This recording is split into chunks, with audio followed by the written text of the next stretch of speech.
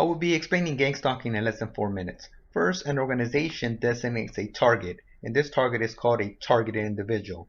And the idea is to basically harass this individual until they break their life apart. And they do this by having cars tailgate you. And a bunch of cars tailgate you, and they tailgate you throughout the day. And they also have cars briding you, which means they turn on their high beams and they're behind you at all times. They also follow you in public places and restaurants, gas stations, etc., etc. And they basically don't leave you alone. And then they also use NLP tactics, neuro-linguistic programming. You can look at what that is. It's basically feeding you guys information for programming. So they dedicate a lot of time doing that as well. Another thing they also do is sabotage. So they want to make you look bad in front of your friends, your co-workers. And they also condition you, or they sensitize you to certain stimuli.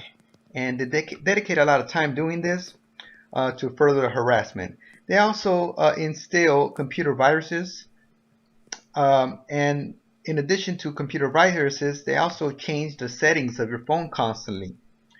And as you see, all of this is adding quite a bit to this target individual. It just keeps on piling up. Then they usually have a friend or a family member betray you.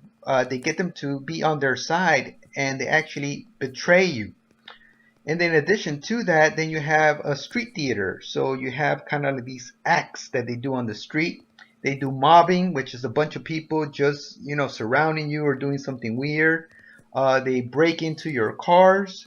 They break into your homes. And they let you know that they did it. And they also have electronic weapons to harass you as well. As you can see, this is quite a bit. It's a lot of stress. And that is why it works. So you have different stages now. In the first stage, you're normal. In stage 2, you begin to get confused. You're saying, what the heck is going on? Then there is stage 3. Not only are you confused, you start getting paranoid because you're being stalked and harassed. So then not only you're confused, you're saying what the heck is going on? And now you think everybody's against you. And this could go into two directions.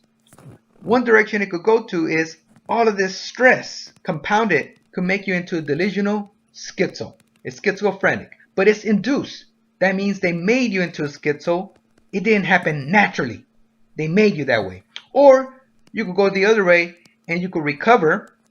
You could have some recovery and begin to fight back. And these are some of the other things that happen. You could go to an asylum, jail, lose your job. You could get a divorce, suicide, mass shooter, or a combination of all of these things. It could all basically destroy your life. And here we have your environment. It affects your genes, and your genes affect your will, and your environment affects your will. But your will could also affect the environment, and your will could also affect your genes. What this means is you could affect your environment, and you could affect your genes, which means you could fight back.